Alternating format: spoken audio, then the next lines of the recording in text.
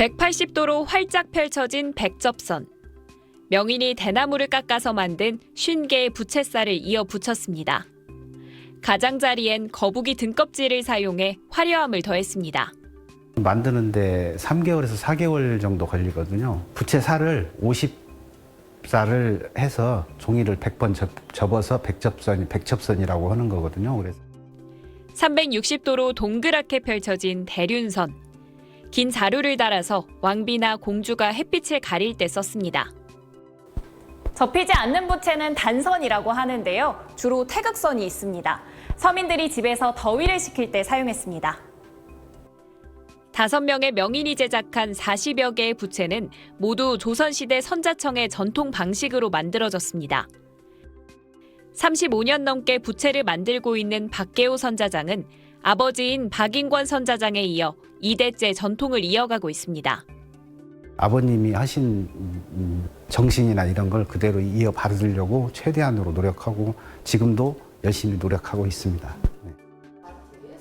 화려하면서도 정교한 전주부채 앞에서 외국인들은 탄성을 터뜨립니다.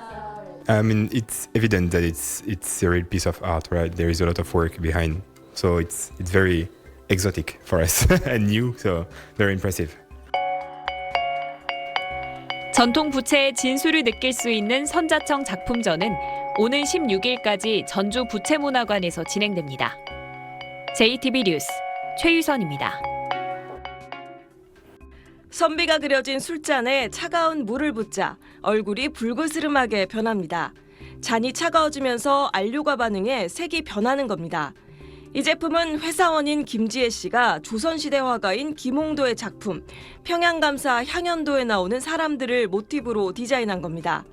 제가 퇴근 후에 혼자 개인 작업을 하는 게 취미거든요. 작년에는 김홍도 화가가 그린 그 조선시대 칠객들의 되게 매력을 느꼈고 작품을 조금 더 현대적으로 해석해서 친근한 제품으로 만들어서 사람들에게 알리자. 지난해 국립중앙박물관 공모전에 선정되어 지난달부터 판매를 시작했는데 한 달 만에 1,100세트 넘게 팔릴 정도로 선풍적인 인기를 끌고 있습니다. 상품이 입고될 때마다 몇 시간 안에 품절되고 국립중앙박물관 굿즈 판매 홈페이지가 여러 차례 마비될 정도입니다. 백제시대 유물인 금동 대양로를 3D 프린터로 만든 미니어처도 인기를 끌면서 금색은 계속 품절입니다. 데이터를 보면 주로 2030 세대들이 주문을 좀 많이 하고 있고 관심도 많고 이제 그 세대들이 아무래도 이 전통 콘텐츠에 대해서 좀 신선하게 받아들이는 것 같아요. 젊은 세대 관심이 커지면서 최근 국립중앙박물관 굿즈 판매액이 크게 늘어 지난해는 149억 원에 달했습니다. 예전에는 국립중앙박물관 이런 굿즈 같은 게 좀 옛날 느낌 이런 게 있었잖아요. 근데 요즘은 좀 트렌디한 것도 있고 요즘 젊은 사람들 취향에 맞는 거가 많이 나오는 것 같아서 흥미롭게 보고 있어요. 전통을 새롭게 해석하고 젊은 감성으로 받아들이고 즐기는 새로운 유행은 앞으로도 계속될 걸로 보입니다. SBS 노유진입니다. 수요일 친절한 경제 권혜리 기자 나와 있습니다. 권 기자, 한식의 인기가 높아지면서 우리 음식을 활용하는 여러 시도가 나오고 있죠. 네. 그중에서도 특히 이 소주를 칵테일로 만드는 곳이 늘고 있다니 좀 신기합니다. 네. 한국 소주를 베이스로 한 칵테일로 세계 최고의 바들이 성공을 거두고 있다고 외신이 집중 조명했습니다. 칵테일은 보통 위스키나 보드카, 진 같은 증류주를 바탕으로 만들고요. 칵테일 베이스로 많이 쓰이는 증류주들은 대개 세계적으로 보편적인 인지도를 자랑합니다. 당연히 판매 증가로도 이어지고요. 이제 이른바 세계 50대 바 곳곳에서 우리 증류주인 소주를 베이스로 한 칵테일들이 속속 나오고 있을 뿐만 아니라 손님들에게 큰 인기를 끌고 있다는 겁니다. 50대 바, 50대 술집은 영국의 한 미디어 그룹 주관으로 매년 선정하는데요. 50대 레스토랑과 함께 전 세계 전문가 평가단들이 투표로 정하고요. 주류 업계에서는 우리가 잘 아는 미슐랭 가이드처럼 상당한 공신력을 인정받는 평가입니다. 블룸버그가 집계해봤더니 지난해 10월에 선정된 2023년 세계 50대 바들 중에서 미국이나 홍콩 같은 지역에 위치한 7곳이 특정 증류 소주 상품을 이용한 메뉴를 선보이고 있었고요. 그 외에도 여러 소주 브랜드들이 세계의 이런 고급 바나 음식점에서 메뉴로 등장하고 있었습니다. 네, 어떤 소주를 쓰는지가 좀 궁금한데 흔히 이 폭탄주로 만드는 그 소주는 아니라고요. 네, 이런 세계의 고급 술집들, 식당들이 사용하는 소주는 우리가 잘 아는 그 초록병 소주, 대기업 소주는 아닙니다. 쌀과 누룩 같은 원료를 이용해서 빚는 한국의 전통 증류 소주, 여러 양조장들이 다양하게 생산하고 있는 소주들을 이용하고 있습니다. 지금 세계에서 인지도를 높이고 있는 전통 증류 소주 중에는 국내에서 시작된 원소주 같은 술도 있지만요.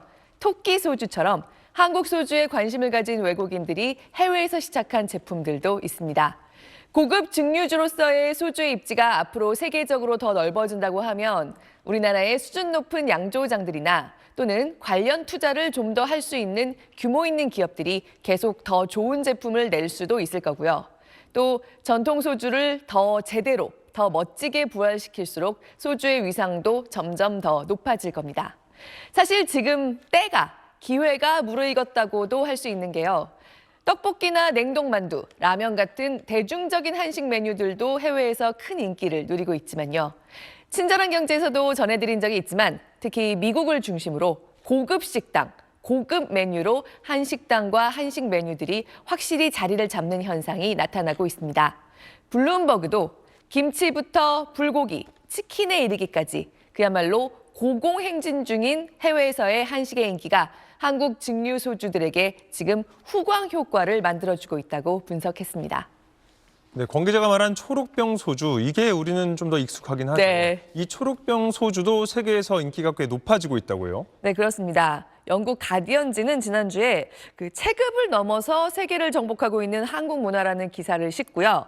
한식에 대해서는 영국의 슈퍼마켓에서 김치가 흔해졌고 요리사들은 메뉴에 고추장을 추가하고 있다. 그리고 소주의 매력을 알아가는 애주가들이 나오고 있는 상황이라고 보도에서 자세히 묘사했는데요. 이때의 소주는 이제 고급 영역에서 입지를 다지고 있는 우리 전통 증류주뿐만 아니라 아무래도 우리가 아는 지금의 초록병 소주류라고 할 수 있습니다.